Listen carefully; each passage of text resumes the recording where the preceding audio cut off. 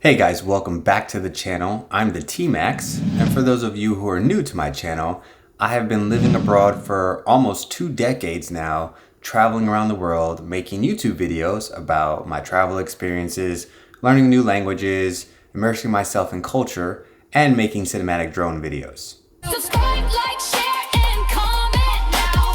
Raise the roof, let's show 'em how. Spread the love, let it go worldwide.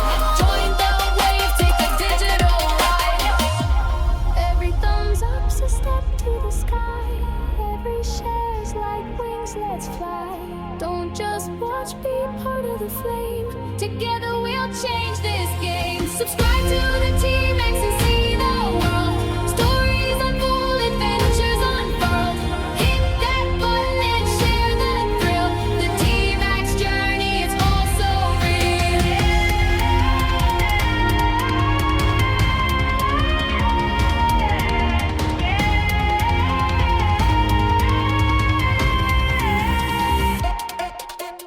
Some of my most popular videos on my channel are the cinematic drone videos, a majority of which I have filmed while traveling around the world. Now that I've been traveling more back to the US, and now that my YouTube channel is monetized, I've learned that I cannot legally make money on my drone videos in the US without the Part 107 license. In the United States, you can fly legally without a license, you just need the trust certificate, but you cannot make money with drones without getting a Part 107 license. So that's where the Part 107 exam comes into play.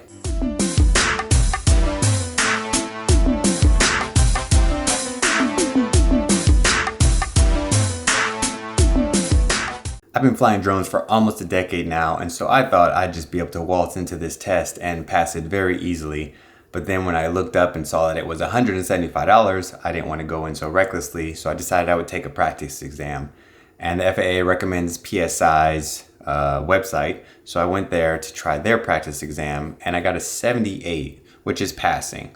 And I was like, okay, maybe I should do a little more studying, because 78 is a bit too low for my comfort zone. So I decided I would look into some of these programs where they offer study guides and flashcards and videos and the whole gamut, and some of them will even, give you a refund if you don't pass the test. But then the other side of me was like, nah, I don't want to pay, $100 for a study guide. You know this stuff, you'd be fine. So then I went to ChatGPT and was like, hey, ChatGPT, help me study for this drone exam. And it did a very terrible job of helping me study, but it did reveal to me that the FAA has a free study guide where all the questions come from, and it has a free practice test. So I go to the website and I check out this study guide, and it is dry. It's boring. It's government regulations, bullet points, not very intuitive, and now I understand why there's so many people selling drone courses out there. But I sucked it up and I studied for 2 days, then I took the FAA practice exam and I got an 87. And I was like, okay, yeah, I'm good. I'll definitely pass this test now.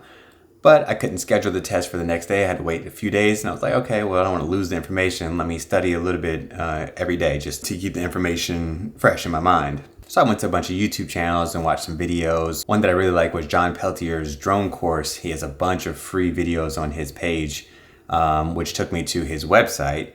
And in addition to teaching people about photography, he has a specific section for drones, and he has a lot of free resources that are really good. So good, in fact, that after taking the test, I reached out to him and said, hey, I really appreciate your free information. Do you do affiliates? And he said yes. So you will find a link in the description below, or if you go to his page and you decide to buy something and you use my coupon code TMAX20, you'll get 20% discount on whatever product you buy. And I receive a little bit of commission. And I would actually recommend this guy even if he weren't giving me a commission, just because I thought it was very helpful based on what I saw in the test and what I saw in his practice exams. But I took John's practice test and I got an 82. Which is lower than before. And I was like, oh, okay. So then I went to just a bunch of different sites, and a lot of them had short tests. So I just took 20 questions here, 30 questions here, until I felt really comfortable and was getting hundreds on these tests. So it's test day. I walk in, and the first question is, all right, look in your Airman handbook and blah, blah, blah. And I was like, I don't know how to use the Airman handbook, because none of the courses that I took, none of the free information said anything about this handbook. So it took me like 3 minutes to figure out how to use the handbook before I could even answer the first question. About 75% of what I studied was not on the exam, and there was maybe at least 10 questions on the exam that I had no idea, don't know where they came from, despite all of my studying. And so this is the point of this video. I did pass with a 78%, but I highly recommend you do not do like I did and just go through with the free resources. Purchase one of these programs or talk to somebody who really has this information, because I think it's going to be a lot easier, a lot less stressful if you're prepared for this test than what I did. And this is why I recommend enrolling in a course like John Peltier's course that has all of the information that you need. It's visual. He has a mobile app as well. According to his website, he has almost 100% pass rate for his students. That sounds like a pretty good guarantee to me. And then, of course, if you're interested in photography, he has some other courses on there as well that you may be interested in. So whether you buy John's course or not, I still recommend you sign up for somebody's course. Why? First, if you are a visual learner, the FAA handbook is not going to help you because it's just text. Super boring, super dry, lots of links like check out this regulation, check out this regulation. So it's a lot of cross-referencing. If you're a visual learner, these courses normally will have everything lined out in front of you in a nice visual manner, which will make it easier for you to pass. Second, if you just don't like eating sawdust, which is what I would equate to reading the FAA handbook, it's just information and it's just boring. There's no story. It's just facts. Boom, boom, boom. So it's very dry. And if you purchase a course, these guys have made their material a lot more accessible, a lot more interesting. Thirdly, if you are not familiar with the technical jargon involved with flying, not just drones, but weather, any kind of aircraft systems, if you don't know these words, you're going to be doing a lot of looking up. I even had to look up a few words, but because I've been flying for so long, and I also have my European drone license, which I thought would help. And it's the only thing that is the same as weather. Everything else, all the rules are different in European countries. But I am familiar with the technical words and the jargon, so that part wasn't so bad for me. But if you don't know these words, these courses, again, will simplify that and explain these words to you. And like I mentioned before, if you want the guarantee that you'll pass, some of these courses do provide that. Hey, if you don't pass, we give you your money back. So it gives you a little bit of peace of mind. And lastly, like John's course, a lot of them give you lifetime access or a very long period of time to access these materials. So that doesn't mean you have a month to study. You could take a year or however long it takes for you to get this information. You can take your time. So going with one of these courses gives you that freedom to go at your own pace. I do want to stress that the Part 107 certification is not a skills, ability, or practical test in any way. If you take this test and pass, that does not make you a good drone pilot.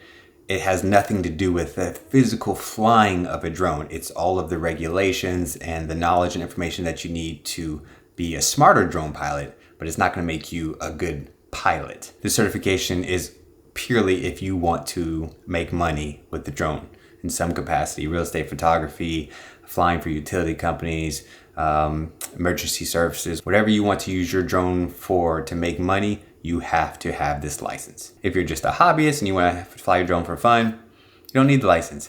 But if you're like me and you're a YouTuber and you start posting your videos, you start making money, they're going to come for you. So just know that. When you go to take the test, you sign saying that you're not going to share the information from the test. So I won't tell you any of that, but I will tell you that you take the entire test on a computer. Most of the questions are straightforward. The answer is very clear which one it is if you know what the answer is. I studied for 2 days and did 3 days of review before I took the test, and I only got a 78. So I'm sure you're going to do much better than me. And the reason I know that is because you have a 20% discount at John Peltier's course, which I'm going to link below, or you can use the coupon code TMax20 to get 20% off of his program, lifetime access, mobile app, visual, videos, flashcards, all this information, anything that you can need. And he also offers support. So if you reach out to him, he's really good about responding. And again, I'm recommending his course because he offered the most free resources. So even if you're not going to pay for it and you want to do it the hard way like me, go to his pages for sure. Take advantage of those free resources. Take advantage of his YouTube videos. And I wish you the best of luck. Remember, if you are interested in checking out any of my travel videos or any of my language learning videos or my cinematic drone videos, feel free to like, share, subscribe to the channel. Notifications will pop up. I post a lot, so you'll constantly have new information. And I have almost 700 videos on the channel already, so there's a lot for you to catch up on. Go take a look at all that. Let me know what you think. Appreciate you stopping by. Look forward to seeing you in the next one.